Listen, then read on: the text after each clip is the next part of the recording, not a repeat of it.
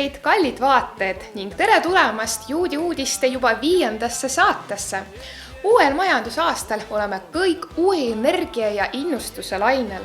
Loomulikult on sellele kaasa aidanud palju eredaid sündmusi täis kislev detsembrikuu. Tänases episoodis Hannukaga seotud üritused üle Eesti, meie kogukonna külalised uue hassitismi aasta puhul, noorte šabaton Sitiin, reis Momentum naiste jaoks, Bitachoni meeskond Iisraelis ja juudi prognoos veebruariks.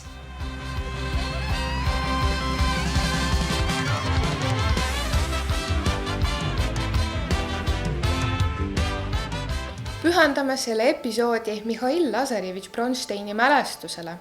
Eelmisel aastal lahkus meie maailmast Mihhail Lazarevitš.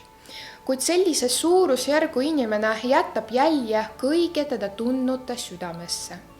Särav isiksus, andekas teadlane, siiras ja lihtne inimene. Selline oli Mihhail Lazarevitš Bronstein. Tema 100. sünnipäeva auks toimub 22. jaanuaril Tallinna sünagoogis mälestustseremoonia. Aitäh kõigile, kes võtsid osa detsembriku charity korjandusest ja toetasid Tallinna sünagoogi ja õppekeskust. Täname, et aidate tuua rõõmu, teadmisi, tuge ja inspiratsiooni paljudele Eestimaa meestele, naistele ja lastele. Andku kõige vägevam teile kordades rohkem tagasi tervist, õnne ja head sissetulekut ning täitku kõik teie headust ja õnnistust puudutavad südamesoovid. Sel aastal kujunes Hannuka väga sündmuste rohkeks, kuna kohe mitu üritust on toimunud korraga ühel päeval ja nii lausa iga päev terve püha jooksul, siis püha 8 päeva lõpuks oli tunne, et püha kestab vähemalt 6 aega. Hannuka 8. päeval õnnestust meil isegi rääkida Eesti juudi usukogukonna Boris Lvovitš esimehega. Добрый вечер, Борис Львович. Как радостно с вами встретиться в день 8-й свечи. Я знаю, и вы знаете, как замечательно, и вся община знает, как замечательно прошла у нас Ханука. Правда ли, что у вас есть идея о постройке новой синагоги в других районах Таллина? Да, меня эта идея никогда не бросает. И подтверждение тому, я заметил, что на Ханука нет места в Таллине и в Эстонии, где бы наша свеча не зажигалась. Точно, ведь правда было и в Хаберсте Ханука, и в Вимсе, и в Тарту, и в Нарве. Я наверняка еще забыла сказать, где была. А какой свет в вашей душе зажигают ханукальные свечи? О чем для вас этот праздник? Вообще, я должен вам сказать, что когда я прихожу в синагогу, у меня всегда зажигается свет. Это самое любимое, самое прекрасное место моей жизни. И я думаю, многие люди, кто приходит туда, у них тоже горит огонь в душе. Спасибо, я подтверждаю. Я 7-й год имею счастье и радость жить жизнью синагоги и общины. И благодарю вас за то, что у нас есть такая прекрасная синагога. Спасибо большое. Ханука Самех. Kohe pärast rõõmsat Hannuka saabub kõige olulisem leinapäev, Tevet 10. See on kuupäev, mil hakkas kuningas Nebukadnetsari armee vallutama Jerusalemma, mis lõpuks viis esimese templi hävitamiseni. Sellel päeval kehtestatakse paast ja lisaks on Iisraeli ülemrabi otsusel, see on üldise Kadiši päev, mil peetakse mälestuspalve katastroofi ohvrite mälestuseks, mille surma kuupäev pole teada.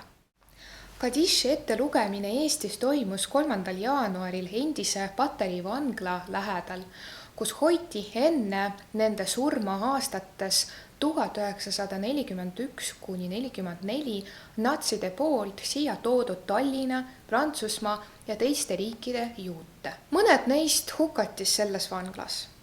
Lähenemas on 27. jaanuar, holokausti ohvrite rahvusvaheline mälestuspäev. Ja meie peamine käsk, mida saab ja kindlasti tuleb igal hetkel täita, on mälu. Память – это такой заповедь, который навсегда, на 24 часа в сутки. Надо помнить, это значит всегда, оставляется в себя в головой. Imelisel reisil meie teismelised külastasid 1. kuni 4. detsembrini Siidin šabatonid Viinis. Spetsiaalselt EGC Newsi jaoks koostas juudi noorteklubi koordinaator Isabel Adal-Sarapuu videoreisist. Tšau, minu nimi on Isabel ning mina olen Eestist. Minu jaoks oli Šabaton kõige toredam ja parem päev just see, mille me läksime lõbustusparki. Seal ma sain veeta pika päeva oma sõpradega ning ka läbida oma kõige suurem hirm. Kõige tähtsam on ilm majas. Just seepärast tähistasime Kislevi 19 uud hasidismi aastat pereelu, harmoonia, õnne teemadega koos, ainulaadsete külalistega, rabisaadikute, Ukraina esikõnelejatega ja Berliin-rahv Elisha Gabrieli ja Rebetsin Schendl-Pavlotskiga. Meie külalistel oli mitu inspireerivat kohtumist 9., 10. ja 11. detsembril erineva publikuga ning meil on hea meel taas kohtuda oma ala professionaalidega. Мы провели прекрасный шаббат. Было незабываемо тепло и уютно в вашей общине. Эта теплота нас греет до сих пор, несмотря на то, что уже прошло время. За это огромное спасибо. Первый раз в нашей жизни мы были на шаббат в Эстонии, в Таллине. Пятница вечер, Фарбренген. Замечательные люди, эрудированные, интересные. Юмор раввина, теплота. После этого суббота Фарбренген и после этого Малава Малка, Рэббетсон, вкусным столом. С первым семинаром, который мы сделали, больше как мастер-класс, немножко показать технологии Академии семейного счастья. Шалабайс мира в семье. Kõik teavad, et atmosfäär majas oleneb naisest endast, mistõttu annab momentum juudi eemadele 8-päevase reisi Iisraeli. Eestis osales eelmisel aastal reisil 14 naist. Jagame teiega kallite osalejate tagasisidet. 8 päeva olid sisustatud hommikul kella 7 õhtu kella 9, nii et vahepeal oli tunne, et hingamisaega ei olegi. Iga päev oli pühendatud mingile teemale ja vastavalt sellele oli siis ka ekskursioon ja kindlasti oli päeva osaks loeng, mille järgi oli meil tegelikult aega ka oma väikses grupis reflekteerida, et ja kogu see programm ikkagi kandiski neid põhiväärtusi, et meid ühendavad juudi väärtused ja samas me oleme erinevad ja see soov ja panus meil kõigil nagu seda õpitut edasi viia, et see kogukond, ühiskond oleks veelgi tugevam. Ka detsembris sõitis grupp lapsevanemaid Tallinnast Iisraeli, et läbida meie kogukonna kaitsmise kursus. 5. tevet, 29. detsember. Sellel päeval tähistatakse pühade raamatute päev, Didan Notsah, mille Ameerika kohus otsustas, et kogu Schneersoni perekonna raamatukogu kuulub Lubavitseri rabile ja tema hassiididele ning raamatute müük või üleandmine eraisikutele ei ole lubatud. Sellel hassiidi kuupäeval pakuvad paljud raamatupoed suurt alahindlust ning et kõik meie kogukonnas on ostnud koduraamatukogudesse uusi raamatuid.